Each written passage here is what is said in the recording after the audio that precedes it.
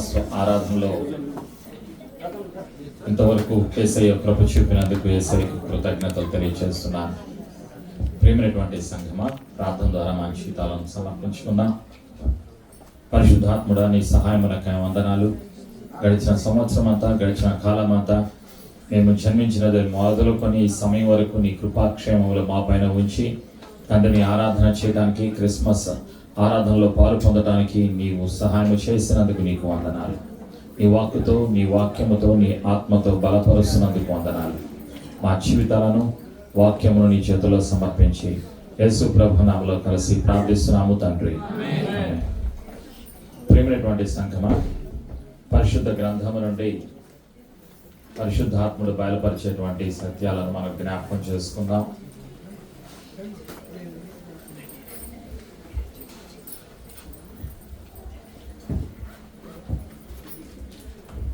మత్తయి సువార్తలో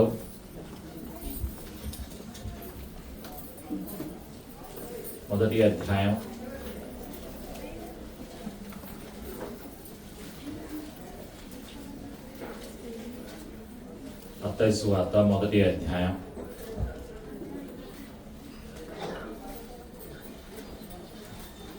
22వ వచనం నుండి 25 వరకు చదువుకుందాం, జ్ఞాపకం చేసుకుందాం. The Gospel of Matthew chapter 1 verses 22 to 25.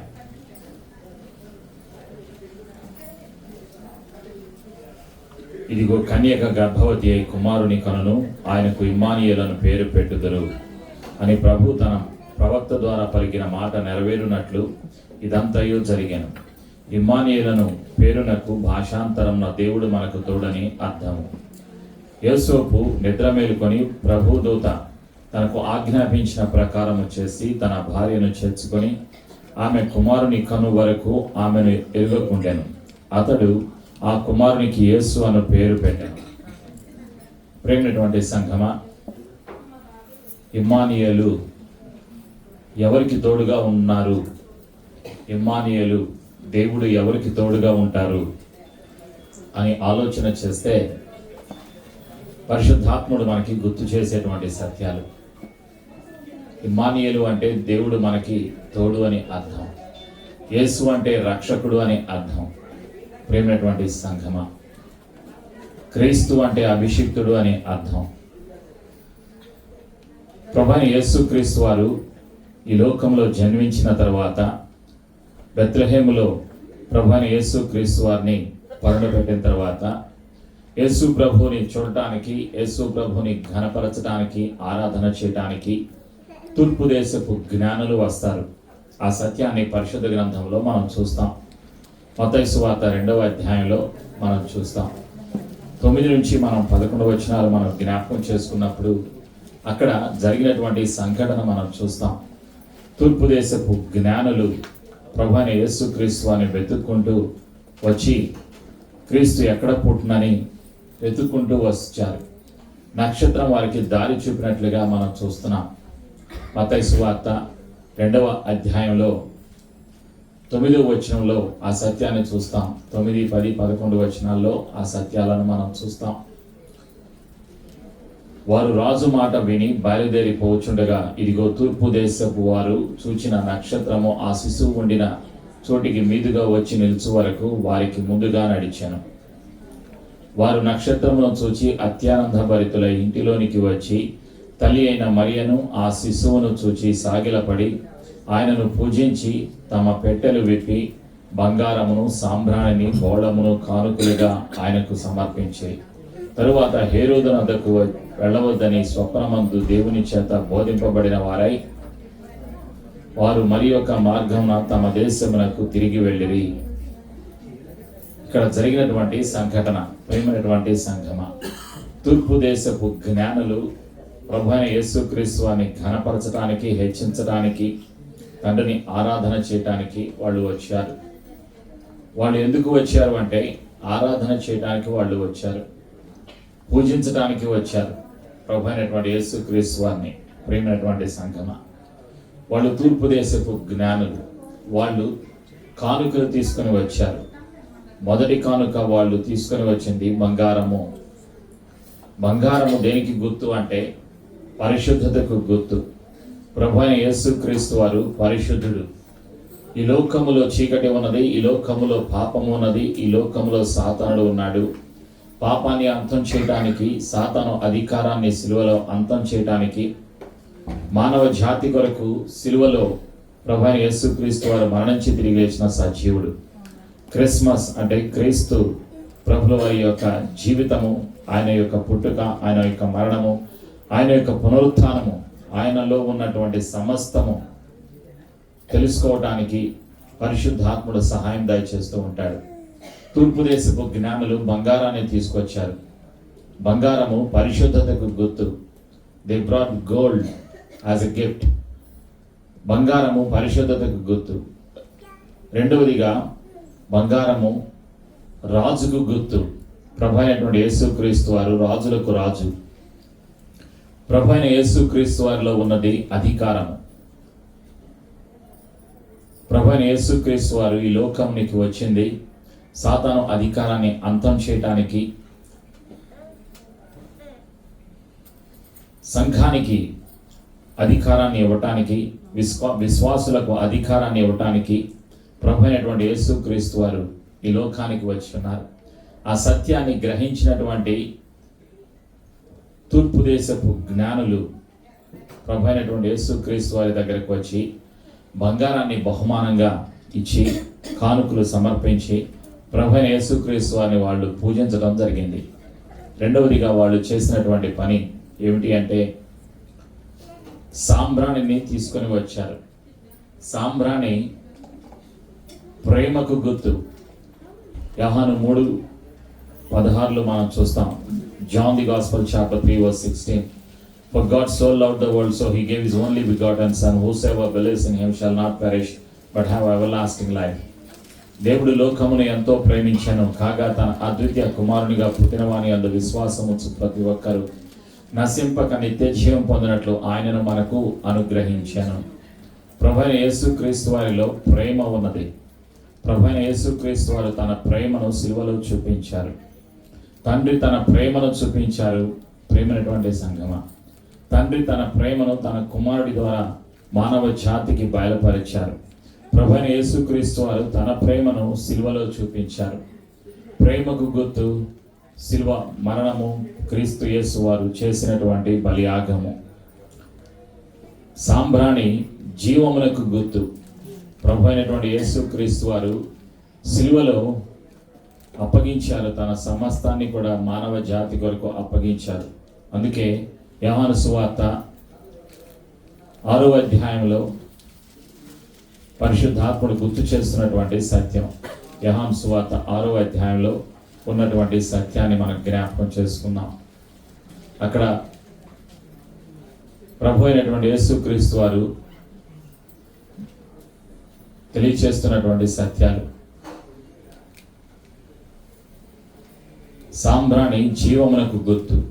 ప్రభు అయినటువంటి యేసుక్రీస్తు వారిలో జీవం ఉన్నది.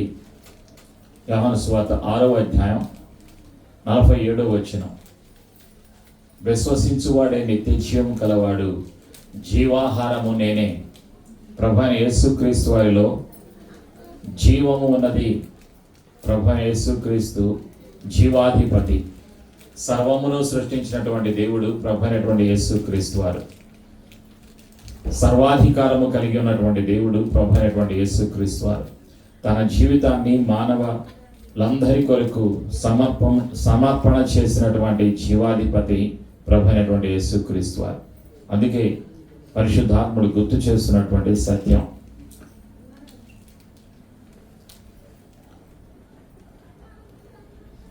యోహాను సువార్త 3వ అధ్యాయంలో 36వ వచనంలో మరొక సత్యాన్ని పరిశుద్ధాత్ముడు గుర్తు చేస్తూ ఉన్నాడు.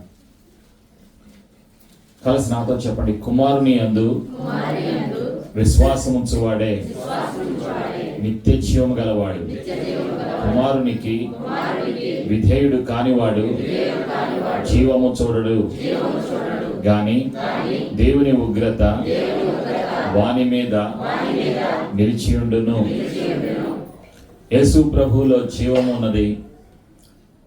మానవ జాతికి జీవాన్ని ఇవ్వటానికి, చీకటిలో ఉన్న మానవుడిని, పాపంలో ఉన్న మానవుడిని విడిపించటానికి పరలోకానికి మానవుడిని తీసుకుని వెళ్ళటానికి, నశించిపోయిన దాన్ని వెదకి రక్షించడానికి, నశించిపోతున్నటువంటి మానవుని వెదకి రక్షించటానికి లోక రక్షకుడిగా ఈ లోకానికి వచ్చినటువంటి దేవుడు ప్రభు అయినటువంటి యేసుక్రీస్తు వారు.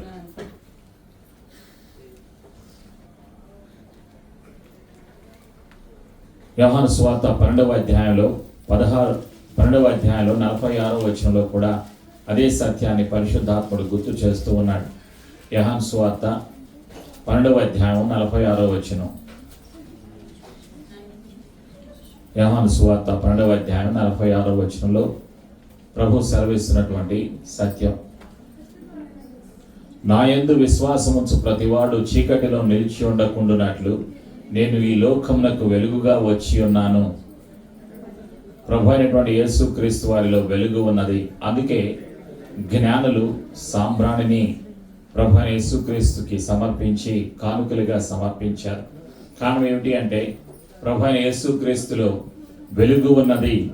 చీకటిలో ఉన్న మానవుడిని వెలిగించేటువంటి వెలుగు ప్రభు అయిన యేసుక్రీస్తులో ఉన్నది. ఆ సత్యాన్ని గుర్తించినటువంటి జ్ఞానులు సాంబ్రాణిని బహుమానముగా యేసు ప్రభు వారికి సమర్పించి ఉన్నారు. తరువాత 3వ బహుమానము వాళ్ళు బోళాన్ని ఇచ్చి ఉన్నారు. తూర్పు దేశపు జ్ఞానులు ప్రభు అయినటువంటి యేసుక్రీస్తు వారికి బోళాన్ని సమర్పించి ఉన్నారు. బోళము మరణానికి గుర్తుగా ఉన్నది. ప్రియమైనటువంటి సంఘమా, కొరింథీయులకు రాసినటువంటి మొదటి పత్రికలో 15వ అధ్యాయంలో 3-4 వచనాల్లో ఆ సత్యాన్ని మనం జ్ఞాపకం చేసుకుంటాం. కొరింథీ సంఘానికి పౌలు గారు రాసినటువంటి, పౌలు గారి ద్వారా పరిశుద్ధాత్ముడు బయలుపరిచినటువంటి సత్యం. కొరింథీయులకు రాసిన పత్రిక, మొదటి పత్రిక 15వ అధ్యాయం 3-4 వచనాలు. నాకు ఇవ్వబడిన ఉపదేశమును మొదట మీకు అప్పగించి తిని, అదేమనగా లేఖనముల ప్రకారము క్రీస్తు మన పాపముల నిమిత్తము మృతి పొందెను, సమాధి చేయబడెను, లేఖనముల ప్రకారము 3వ దినమున లేపబడెను. ప్రభు అయిన యేసుక్రీస్తు వారు లేఖనాల ప్రకారం, ప్రవచనాల ప్రకారం, తండ్రి చిత్త ప్రకారం సత్యాన్ని ప్రకటించి తన జీవితాన్ని సిలువలో అర్పించినటువంటి దేవుడు, మరణాన్ని సిలువలో కొట్టివేసినటువంటి దేవుడు, మరణమును గెలిచినటువంటి దేవుడు ప్రభు అయినటువంటి యేసుక్రీస్తు వారు. అందుకే తూర్పు దేశపు జ్ఞానులు ప్రభు అయిన యేసుక్రీస్తు వారికి సాంబ్రాణిని, బంగారమును, బోళమును కానుకలుగా అర్పించి ఉన్నారు. ప్రియమైనటువంటి సంఘమా, బోళము పునరుత్థానానికి గుర్తు. ప్రభు అయిన యేసుక్రీస్తు వారు పునరుత్థానుడు. ఆయనను మరణము బంధించలేదు. కారణం సర్వాధికారి ఆయన, దేవుని కుమారుడు, లోకములో మనుష్య కుమారునిగా, మనుషుడిగా ప్రభు అయిన యేసుక్రీస్తు వారి లోకానికి వచ్చి ఉన్నారు. ఆయన పునరుత్థానుడు. ఆ సత్యాన్ని గ్రహించినటువంటి జ్ఞానులు బంగారమును, సాంబ్రాణిని, బోళమును కానుకలుగా అర్పించారు. అయితే ఈరోజు మనం తెలుసుకోవాల్సినటువంటి సత్యం ఏమిటి అంటే, ప్రభు అయిన యేసుక్రీస్తు వారు తన శిష్యులకి చెప్పారు. ఏమని చెప్పారు అంటే, అపోస్తల కార్యంలో 1వ అధ్యాయంలో 8వ వచనంలో ఆ సత్యాన్ని పరిశుద్ధాత్ముడు బయలుపరుస్తూ ఉన్నాడు. అయినను పరిశుద్ధాత్మ మీ మీదకి వచ్చినప్పుడు మీరు శక్తి నొందెదరు గనుక మీరు యెరూషలేములోను యూదయ సమరయ దేశములంతటను భూదిగంతముల వరకు నాకు సాక్షులయ్యుందురని వారితో చెప్పాను. ప్రభువైన యేసుక్రీస్తు వారు బయలుపరిచారు, శిష్యులకు బయలుపరిచారు. పునరుత్థానుడు అయిన తర్వాత శిష్యుల పైన, సంఘము పైన పరిశుద్ధాత్మ యొక్క వాగ్దానాన్ని, తండ్రి వాగ్దానాన్ని బయలుపరిచారు పరిశుద్ధాత్ముడు. ప్రియమైనటువంటి సంఘమా, లూకా సువార్తలో 24వ అధ్యాయంలో 49వ వచనంలో తండ్రి వాగ్దానాన్ని శిష్యులకు ప్రభువైన యేసుక్రీస్తు వారు బయలుపరచడం మనం చూస్తాం. Gospel of Luke chapter 24:49. లూకా సువార్త 24వ అధ్యాయం 49వ వచనం. ఇదిగో నా తండ్రి వాగ్దానము చేసినది మీ మీదకి పంపబోచున్నాను, మీరు పైనుండి శక్తి పొందే వరకు పట్టణములో నిలిచిండుడని వారితో చెప్పాను. శిష్యులకు ప్రభువైన యేసుక్రీస్తు వారు ఒక వాగ్దానాన్ని అనుగ్రహించున్నారు. ఇమ్మానుయేలుగా ఈ లోకానికి వచ్చిన యేసు ప్రభు, లోకాన్ని రక్షించడానికి ఈ లోకానికి వచ్చిన ప్రభు అయిన యేసుక్రీస్తు, అభిషిక్తుడైనటువంటి ప్రభు అయినటువంటి యేసుక్రీస్తు శిష్యులను బలపరుస్తూ వారికి ధైర్యాన్ని అనుగ్రహించారు. సంఘానికి, విశ్వాసులకు ధైర్యాన్ని అనుగ్రహించడానికి పరిశుద్ధాత్ముడు సిద్ధముగా ఉన్నాడు. ప్రేమైనటువంటి సంఘమా, ఈ యొక్క బోళము ప్రభు అయిన యేసుక్రీస్తు వారి యొక్క మరణానికి గుర్తుగా ఉన్నది. బోళము ప్రభు అయిన యేసుక్రీస్తు వారి యొక్క పునరుత్థానానికి గుర్తుగా ఉన్నది. బోళము పరిశుద్ధాత్మకు గుర్తుగా ఉన్నది. అదే సత్యాన్ని ప్రభు అయిన యేసుక్రీస్తు వారు ఈ లోకంలో ఉన్నప్పుడు తన శిష్యులను బలపరిచి ఇచ్చినటువంటి మాట, వాగ్దానం, ఇమ్మానుయేలుగా దేవుడు మనకు తోడు అని బయలుపరిచినటువంటి సత్యం. మత్తయి సువార్త 28వ అధ్యాయం 20వ వచనం, gospel of Matthew chapter 28 verse 20. నేను మీకు ఏ సంగతులను ఆజ్ఞాపించుతున్నో వాటన్నిటినీ గైకొనవలెనని వారికి బోధించుడి. ఇదిగో నేను యుగ సమాప్తి వరకు సదాకాలము మీతో కూడా ఉన్నానని వారితో చెప్పాను. యుగ సమాప్తి వరకు ప్రభు అయిన యేసుక్రీస్తు వారు తోడుగా ఉంటారు. యుగ సమాప్తి వరకు పరిశుద్ధాత్ముడు తోడుగా ఉంటారు. అందుకే ప్రభు అయిన యేసుక్రీస్తు వారి యొక్క పేరు ఇమ్మానుయేలు. ఇమ్మానుయేలు, దేవుడు మనకి తోడని అర్థం. దేవుడు ఎవరికి తోడుగా ఉంటారు? విశ్వాసులకు తోడుగా ఉంటారు. ప్రేమైనటువంటి సంఘమా, స్తుతించే వారికి తోడుగా ఉంటారు, ఆరాధన చేసే వారికి తోడుగా ఉంటారు, కృతజ్ఞతలు చెల్లించే వారికి తోడుగా ఉంటారు, జీవితాన్ని సమర్పణ చేసుకునే వారికి తోడుగా ఉంటారు, సాక్ష్యం చెప్పే వారికి తోడుగా ఉంటారు. ప్రభు అయినటువంటి యేసుక్రీస్తు వారు, పరిశుద్ధాత్ముడు తోడుగా ఉంటారు. ప్రేమైనటువంటి సంఘమా, ఈరోజు మీకు, నాకు, విశ్వాసులకు, సార్వత్రిక సంఘమునకు ప్రభు అయిన యేసుక్రీస్తు వారు ఇమ్మానుయేలుగా తోడుగా ఉంటారు. కాబట్టి పరిస్థితులు ఎలా ఉన్నా, పరిస్థితులు అనుకూలించకపోయినా, కుటుంబాలలో, సంఘాలలో, విశ్వాసులలో సమస్యలు ఉన్నా, ఎన్ని సమస్యలు ఉన్నప్పటికీ ప్రభు అయిన యేసుక్రీస్తు వారు నిన్న, నేడు, రేపు ఏకరీతిగా ఉన్న దేవుడు. ఆయనకు అసాధ్యమైనది ఏదీ కూడా లేదు.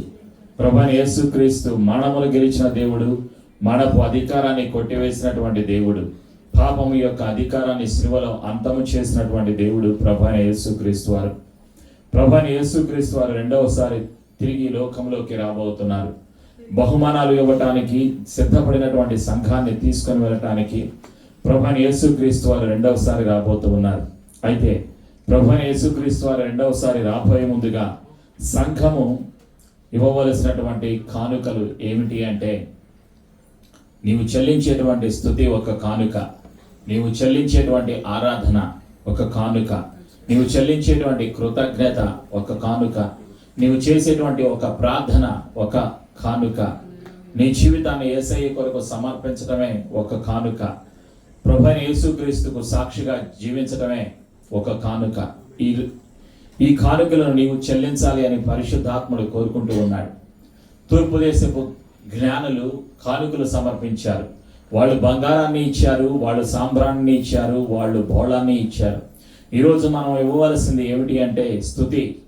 ప్రభు అయిన యేసుక్రీస్తు వారికి కృతజ్ఞతాస్తుతులు చెల్లించాలి, తండ్రికి ఆరాధన చేయాలి, ప్రార్థన చేయాలి. ప్రభు అయిన యేసుక్రీస్తు వారి యొక్క శక్తిగల నామంలో తండ్రికి ఆరాధన చేయాలి, జీవితాన్ని సమర్పించుకోవాలి.